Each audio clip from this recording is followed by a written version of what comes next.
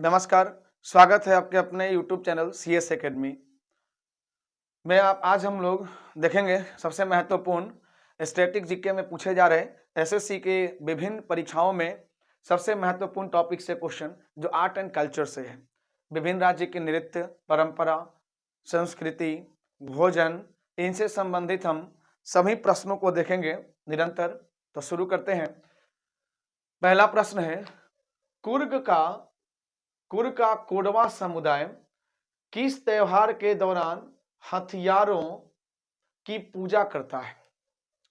तो सबसे पहले हम इस कुर्ग का कोडवा समुदाय, यह एक जनजातीय समुदाय है और यह एक त्योहार मनाती है कैलपोंड। इस त्योहार का नाम है कैलपोंड त्योहार मनाती है और इस कैलपोंड त्योहार को 3 सितंबर के आसपास यानी 3 सितंबर को ही मनाया जाता है और ऐसा माना जाता है कि इस दिन हथियारों की पूजा होती है। कैल का मतलब होता है हथियार या इसका मतलब कवच होता है। इस दिन हथियारों की पूजा की जाती है और यह पर्व नाटी यानी कि हम कुर्ग में नाटी बोला जाता है। तो धान, जब धान की फसल होती है, धान का फसल पूरा पककर तैयार होता है, उस फसल की कटाई के समय जो महत्वपूर्ण त्योहार मनाया जाता है उसका नाम है कैलपोंड, यानी कि नाटी के पकने पर यह मनाया जाता है कुर्ग में। चलिए अगला प्रश्न है, कामाख्या मंदिर में स्थित है। कामाख्या मंदिर ... में स्थित। तो सबसे पहले देखेंगे कामाख्या मंदिर गुवाहाटी में स्थित है। गुवाहाटी में स्थित कामाख्या मंदिर जो बहुत ही महत्वपूर्ण कामाख्या मंदिर है, नीलांचल पहाड़ी पे स्थित है और इसी पहाड़ी के प्रांगण में कामाख्या मंदिर और उस कामाख्या मंदिर के प्रांगण में सबसे महत्वपूर्ण मेला अंबुबाची मेला प्रत्येक वर्ष लगाया जाता है, जो कई एग्जाम्स में पूछे गए और बहुत ही महत्वपूर्ण है।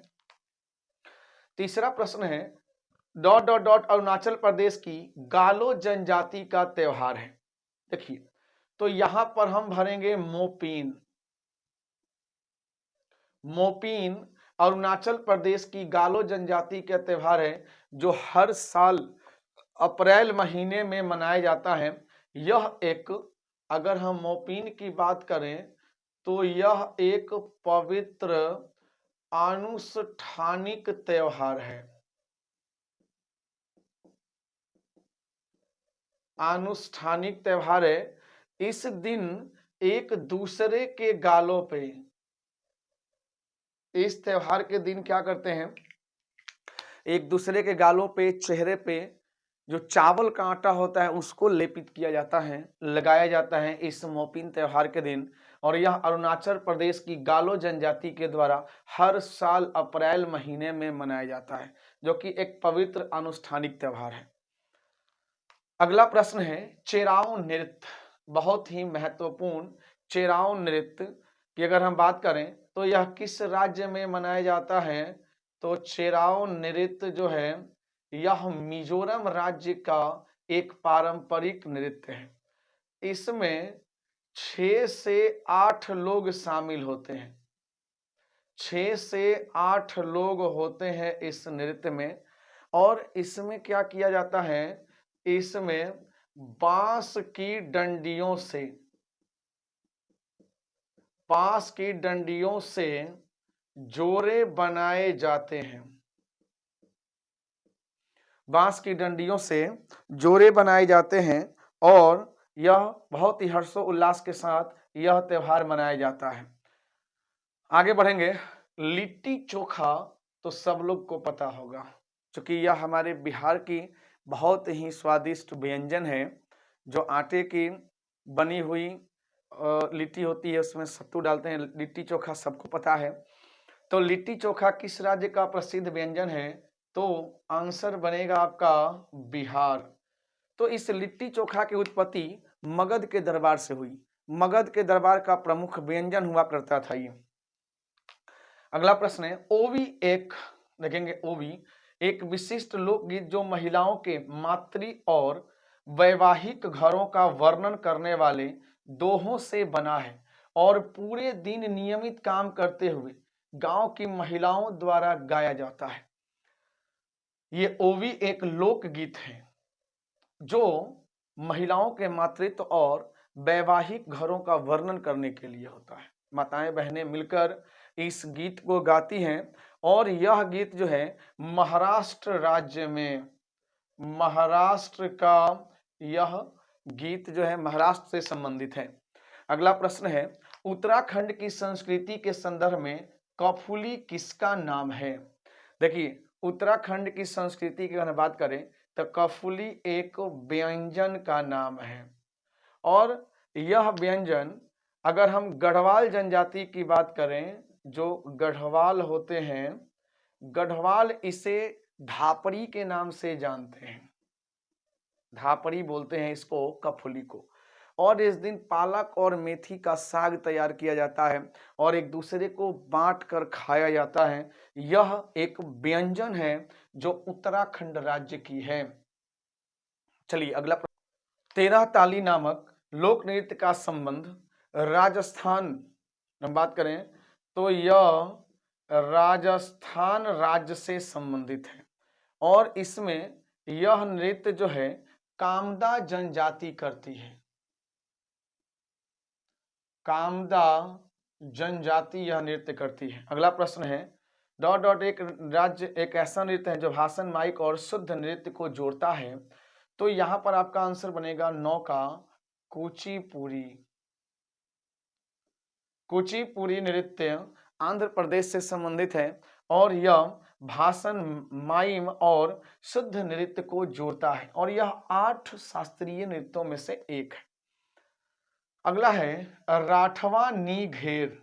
राठवा नीघेर गुजरात की राठवा जनजाति द्वारा मनाया जाने वाला डॉट डॉट डॉट के अवसर पर किया जाने वाला नृत्य है। देखिए इसका आंसर हो जाएगा राठवा जनजाति होली के अवसर पर, यह एक जीवन संस्कृति के लिए मनाया जाता है।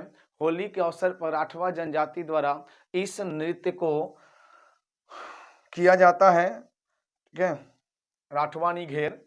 अगला है नवरात्रि के 10वें दिन दशहरा या विजयदशमी डॉट डॉट डॉट के रूप में मनाया। देखिए नवरात्रि के 10वें दिन दशहरा या विजयदशमी के रूप में मनाया जाता है।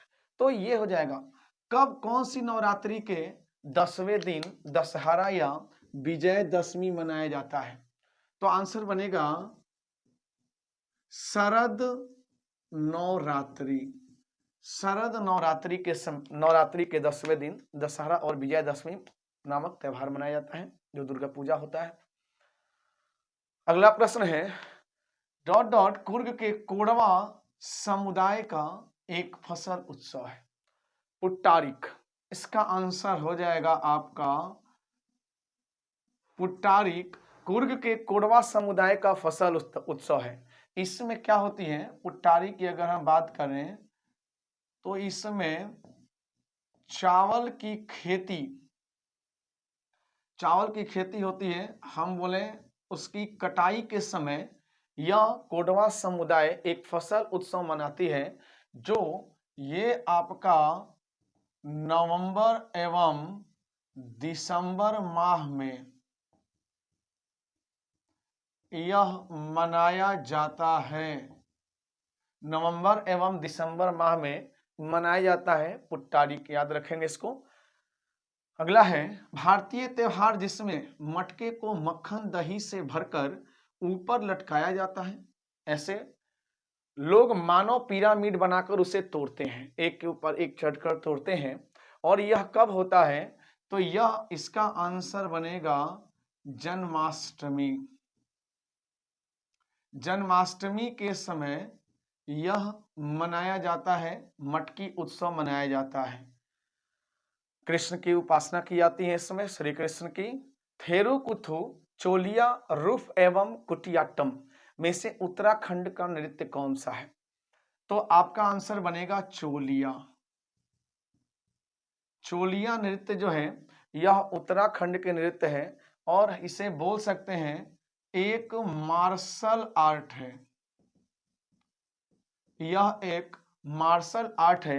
कुमाऊनी लोगों के द्वारा यह हथियारों के साथ किया जाता है। चोलिया नृत्य जो उत्तराखंड राज्य की नृत्य है। अगला है पैठानी साड़ी बुनाई उद्योग किस राज्य की है? तो पैठानी साड़ी बुनाई उद्योग की अगर हम बात करें तो यह हाथ से बुनाई होती है। इसकी पैठानी साड़ी की हाथ से बुनाई होती है। बोल सकते हैं इसमें सबसे महंगी होती है ये साड़ी, सबसे महंगी साड़ी होती है। और यह जो है सहतूत के रेशों से,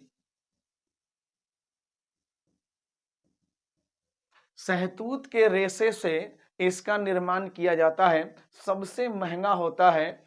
चलिए, तो आप याद रखेंगे पैठानी साड़ी बुनाई उद्योग महाराष्ट्र से है। दशहरा के दौरान किया जाने वाला वीर गासे नृत्य किस राज्य का एक लोक नृत्य है? तो हम बात करें वीर गासे नृत्य जो है यह कर्नाटक राज्य से संबंधित है। कर्नाटक राज्य से संबंधित है वीर गासे नृत्य। और इसमें श्रावण और कार्तिक मास के समय यानी जो हिंदुओं का पवित्र महीना होता है उस कार्तिक और सावन और कार्तिक महीना में इस वीरगासे नृत्य का आयोजन किया जाता है। फिर अगला है पोवाड़ा नृत्य किस राज्य की एक प्रदर्शन कला है? तो पोवाड़ा नृत्य भी महाराष्ट्र की एक प्रदर्शन कला है।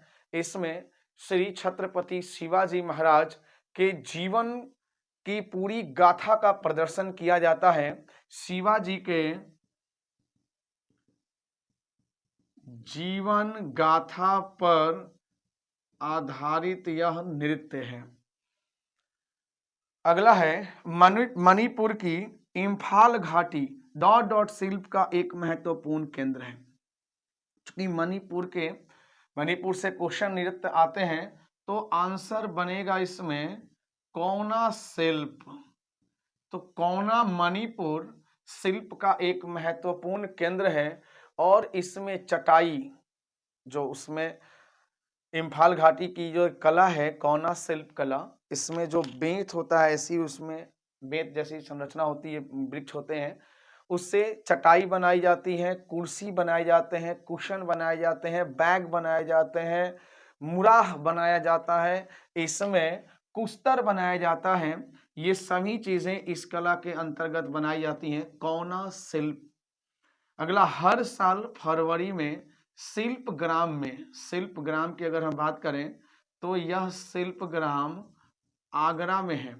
और आगरा में ताज उत्सव मनाने का काम किया जाता है, मनाया जाता है। और यह जो उत्सव जो मनाया जाता है यह फरवरी महीने में मनाया जाता है। करीब 2017 में इसका थीम क्या रखा गया था भाई? 2017 में इसका थीम था विरासत की छाया में। 2017 में थीम था विरासत की छाया में। अगला है जनपद गीत जिसमें बसवन्ना के वचन शामिल हैं, यह किस राज्य से संबंधित है? तो यह कर्नाटक राज्य से संबंधित है। बसवन्ना के वचन शामिल हैं, यह कर्नाटक राज्य से संबंधित है। यह जनपद मौखिक परंपरा द्वारा लोगों के द्वारा प्रसारित और कायम की गई यह एक गीत है, यह एक संगीत है। तो ये 20 प्रश्न जो हैं ये आपके आर्ट एंड कल्चर से हैं। इसको अच्छे से याद कर लें और एक दो वीडियो और इस पर आएगा, उसको भी अच्छे से देखकर एग्जाम में जाएं। हमारे चैनल को सब्सक्राइब कर दें, लाइक और शेयर कर दें। धन्यवाद। जय हिंद, जय भारत।